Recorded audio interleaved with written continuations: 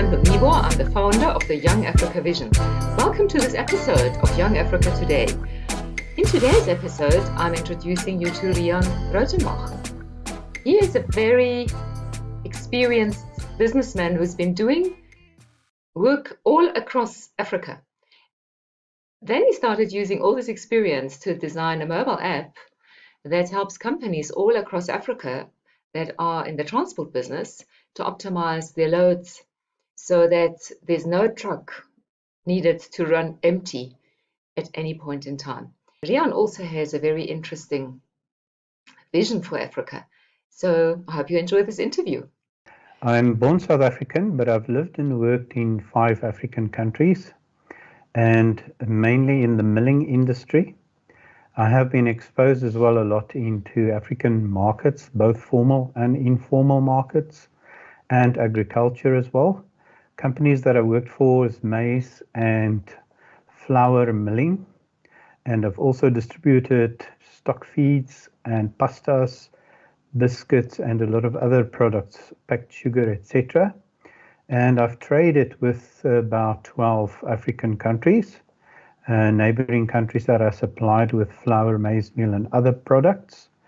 And in brief, I've lived and worked born in South Africa, moved to Botswana for 5 years in 2000, and then I was back in South Africa for a short period of about 5 years, and then I went to Zambia for 3-4 years in Kitwe in the Copper Belt, came back to South Africa to Swaziland for 1 year, then went back to the Copper Belt, but in Ndola in Zambia. And then I have also lived and worked for 2 years in Calabar, Nigeria. That was quite interesting. So as you were working and traveling in Africa, what are some of the main things that strike you from a business point of view? The main thing that strikes me is overall in Africa, it is more informal. Markets are more informal. Trade is a lot more informal, although there are big formal corporates that operate on Western terms and also rules. But I find that in general, your most volume in Africa are being moved into your semi-corporate and then also informal markets. Local wholesalers and retailers, you do find them, and they have also their different ways of doing things, or I would rather say African ways of doing things. A lot of trade in Africa that I believe is not being taken into account is informal trade, which is always cash, or it's a real trade, product for product. And that is nowhere to be recorded in banking transactions or statistics or anything. For an example, I can say to you, even one of the most, probably the biggest and busiest borders in Africa is Kasumbalesa to the Congo. And I am very sure that no one can tell you, for an example, how many tons of fish are moved through that border in a period of time, or tomatoes, or any other products. So it's very informal. Some of the products even bypasses the official borders, goes through the veld where there's no controls, a lot of things, and that's mainly to bypass heavy taxes, etc., etc. But there's also informal taxes when you take the other routes. So rivers trade in Africa is also very big that I've found. River trade, reasons being on the Mokoros, as they call it, they also on the rivers they bypass borders. There's no official opening things. And what's interesting is therefore you can find, interestingly enough, products in Lubumbashi cheaper than you'll find it in South Africa.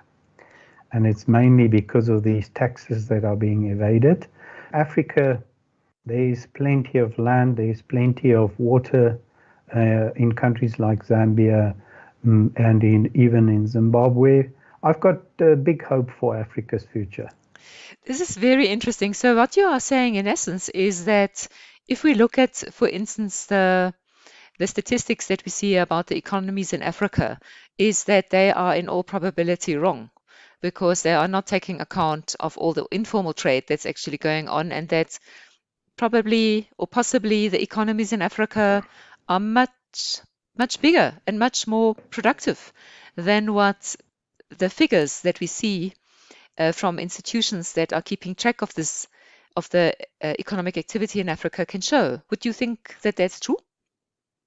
If I can give you a small example, I started working in the copper belt at Mpongwe Milling in 2009, and I left there in 2013.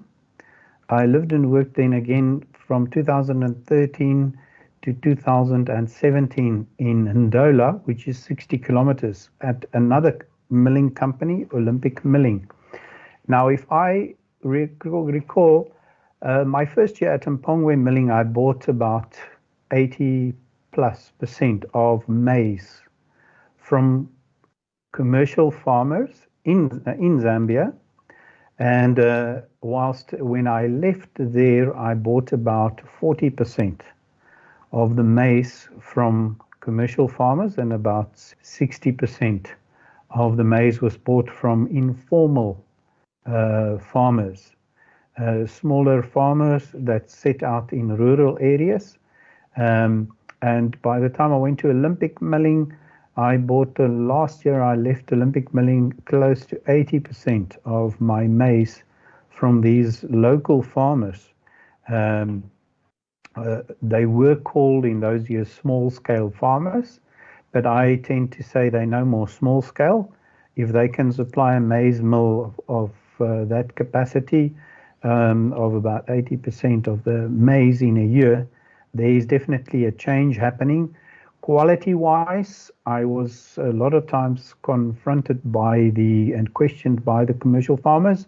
Yes, but what's the quality? And I must say that the quality of the small farmers growing maize is really on par with the required milling standards, and what commercial, in some cases, actually better maize that I bought some from the local farmers. So that to me is also a positive sign. I believe that agriculture in a smaller quantities will become put together big quantities, and the way they farm as well is like in the old days, they don't farm the lands poorer.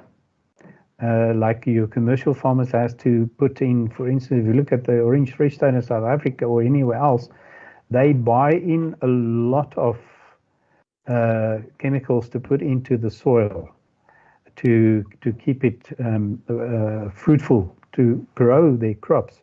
Whilst in these farmers, they just grow as they used to for many years. In other words, the plant just go back into the ground. They only take off the pips and the seeds from whatever they plant. So the soil does not become weaker or poorer in terms of minerals to feed the plants. So that's also an interesting thing. That's very interesting, and it certainly gives a new perspective on the agricultural potential for Africa.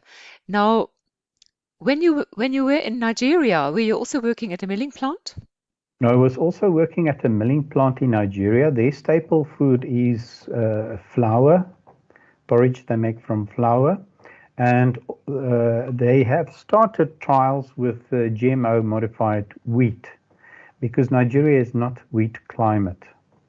So all the wheat that we milled came from either Ukraine or from Russia, maybe sometimes from Argentina by ship. We offloaded from the harbor in Calabar, but that was the biggest plants I've ever managed, where in South Africa and in Zambia, your average plants are built for about 10 to 15,000 tons of grains being milled in a month. At that plant, I had a built-in capacity of about 33,000 tons of grain to be milled in a month. So it was very huge. But even in Nigeria, although their staple feed is wheat, commercial milled wheat, the fish and natural resources. No, they've got a lot of very healthy foods that's indigenous to Nigeria, and I believe that even those resources will in a way also become more economical. It's always available in the informal markets: fish, vegetables, and all other kinds of plant materials for edible human consumption, but which is actually healthy. This is very interesting. I must say that I remember once when I was doing consulting work in Nigeria that I was flying at nights out back to South Africa, and the as the plane lifted up, I just saw all these dots on, in darkness, and I was thinking, but Mm. this is strange. We should be over the ocean by now.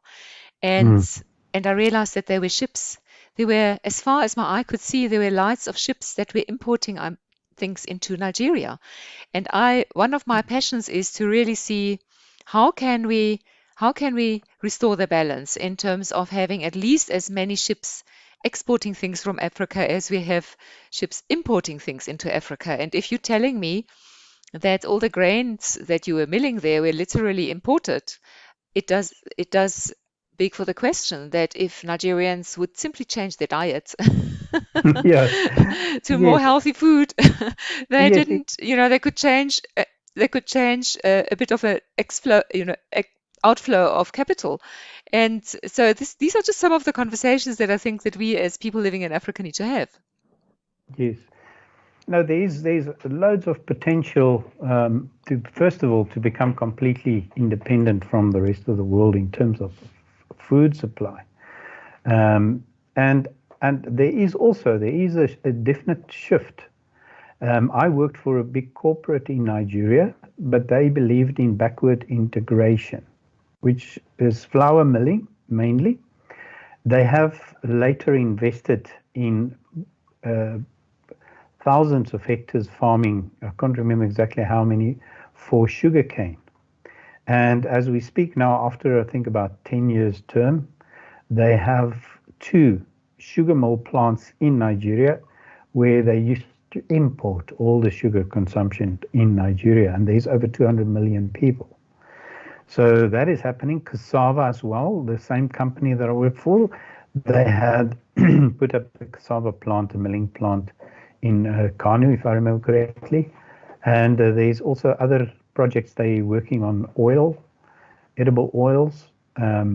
So they are investing a lot in local farming and also not only for themselves, but also individuals with farms that can supply to products to be packed by the group and sold into big town cities like Lagos, Kanu, Calabar, Anambra, Enugu.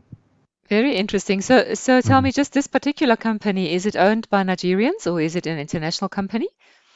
It is a Nigerian public listed company. Okay. Yes. Okay. Okay. Well, very interesting.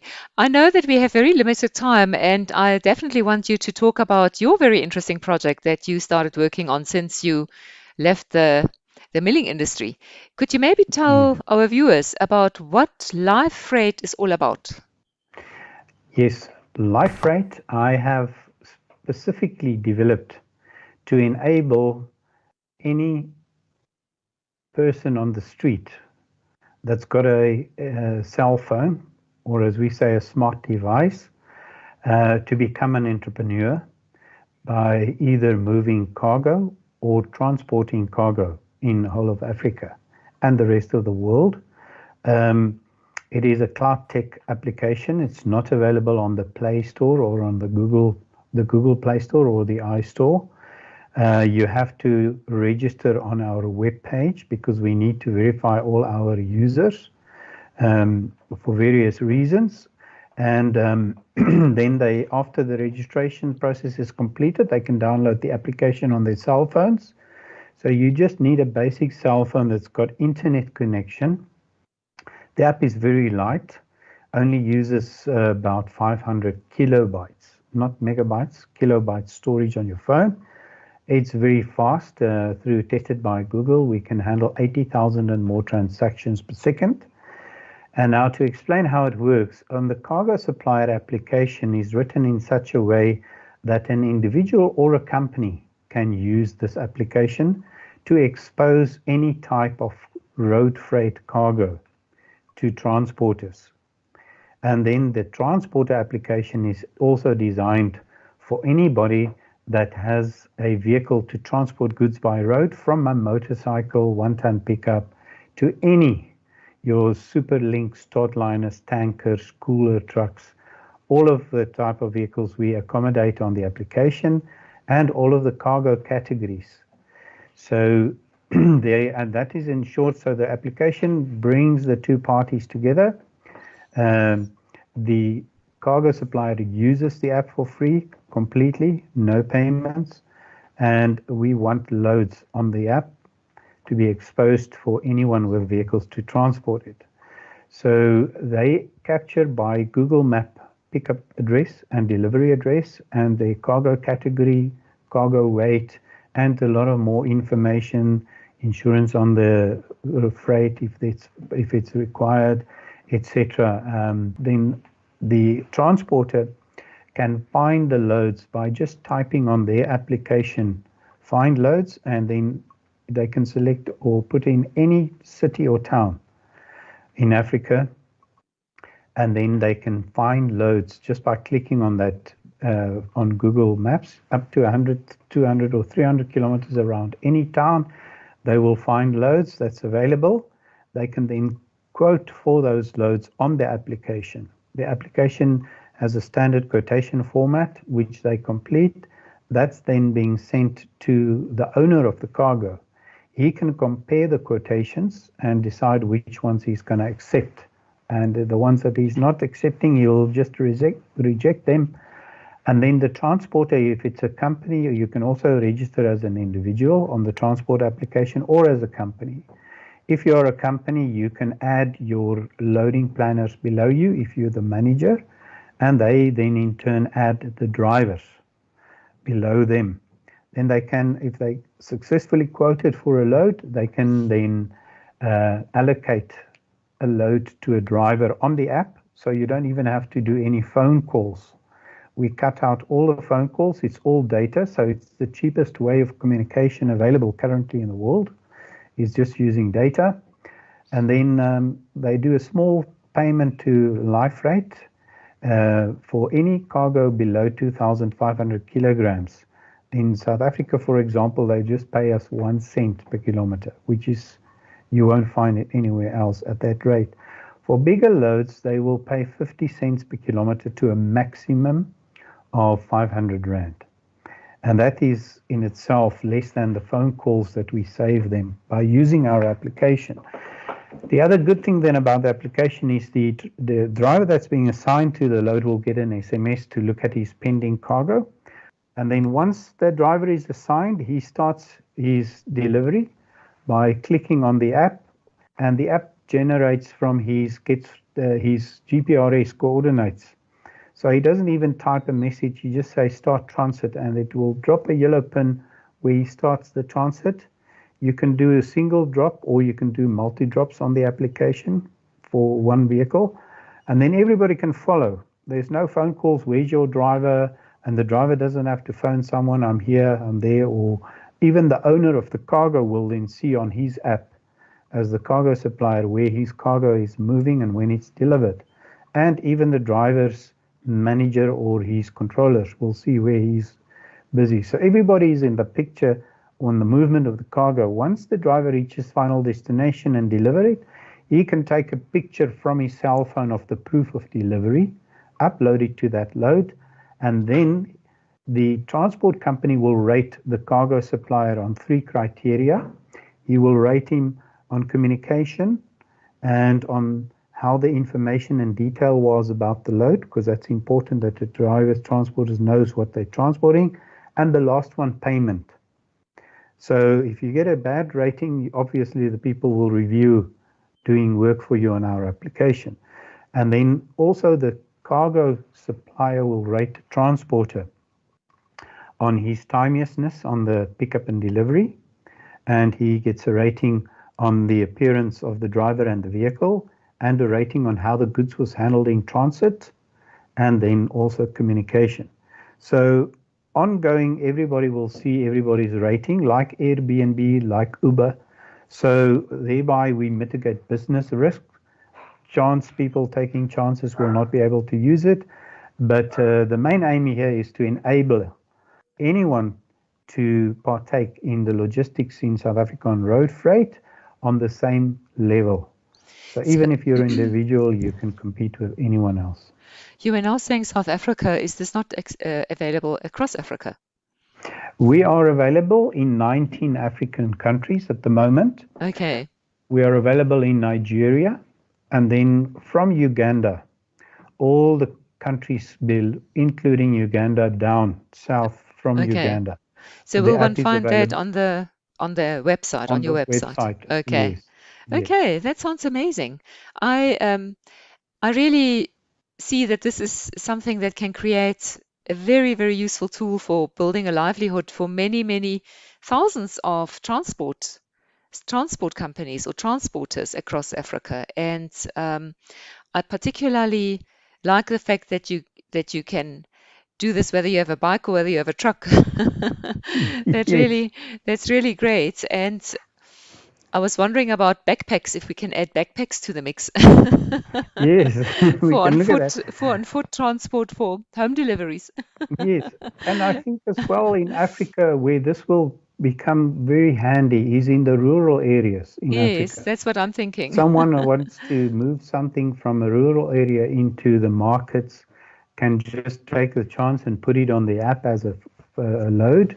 Yes. And then and also what's nice about the application, once someone has successfully quoted, there's a chat box on that load.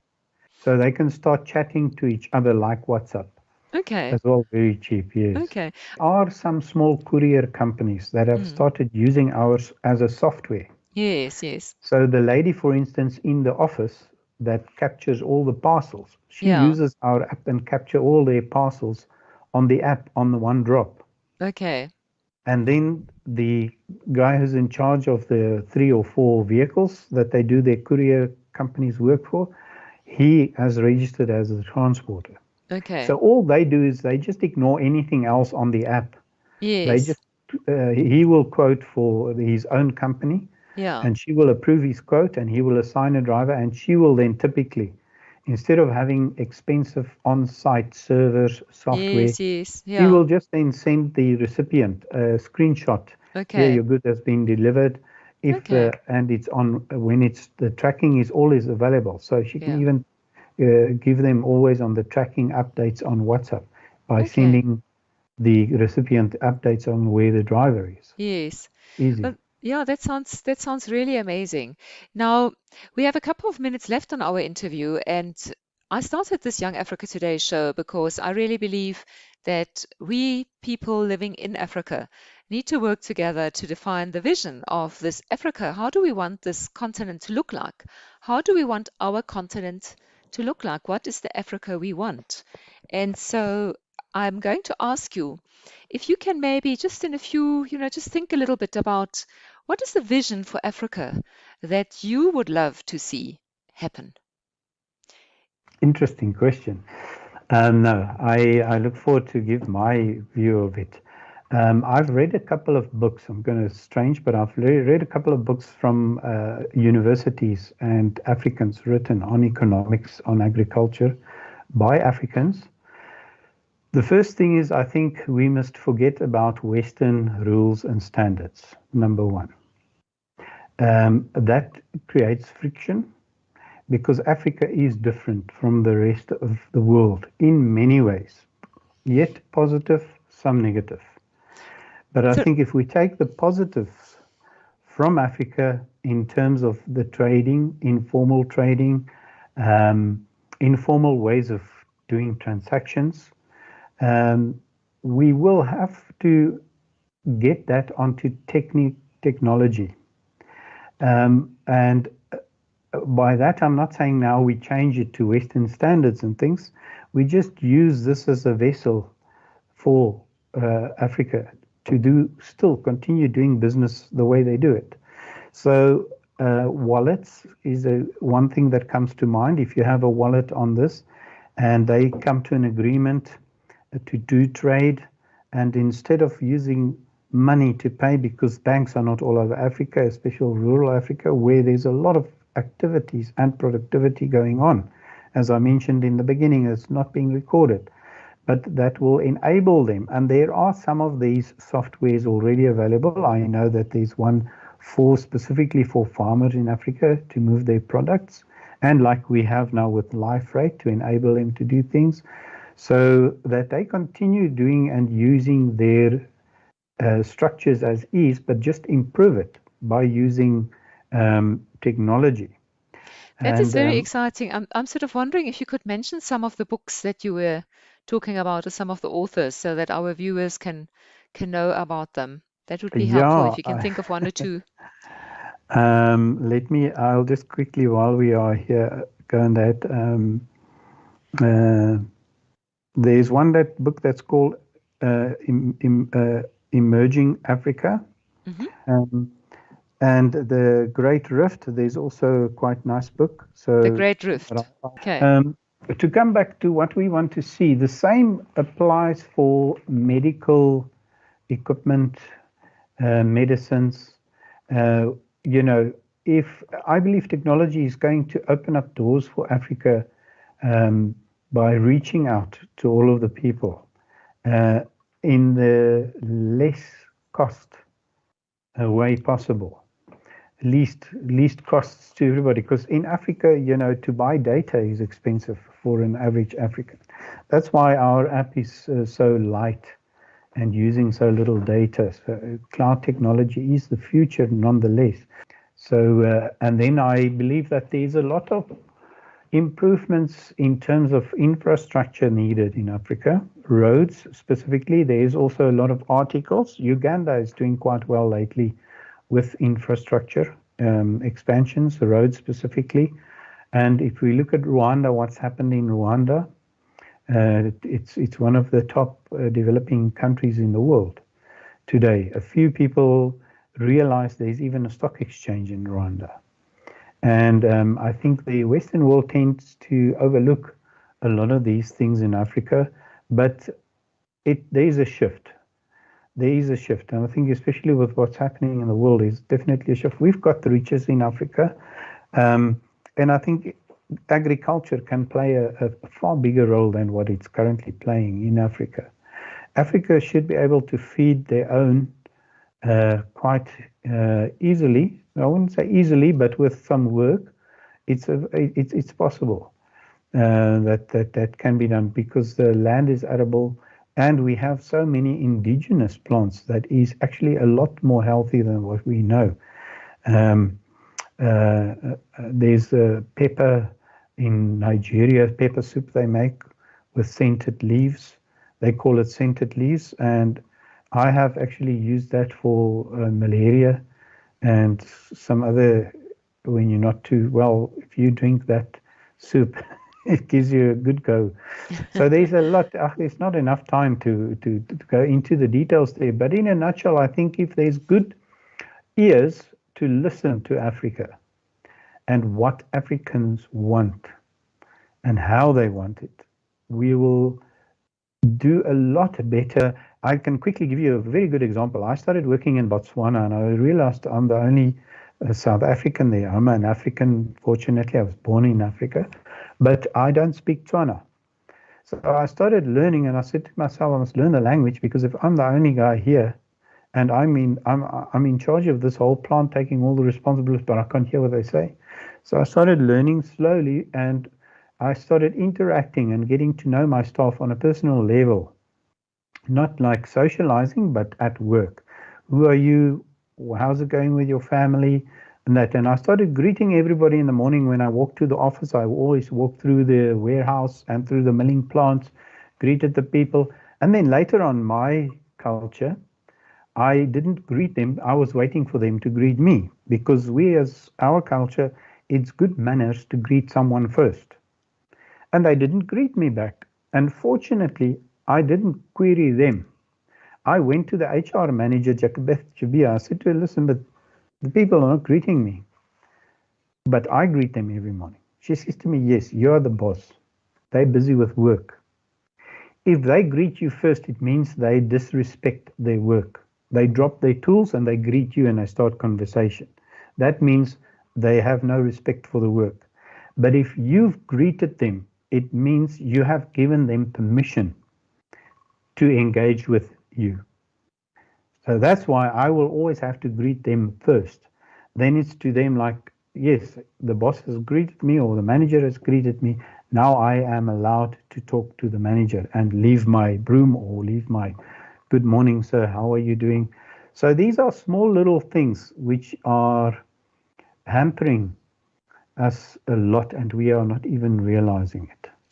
That is so true. I think that my experience working across Africa has been the same, is that these intercultural interactions leave a lot of room for misunderstanding, and it's really important to just get to understand and and ask questions and be open and not just assume things that people are thinking in a certain way or that they're acting in a certain way, when in reality there's a cultural disconnect and one needs to bridge that.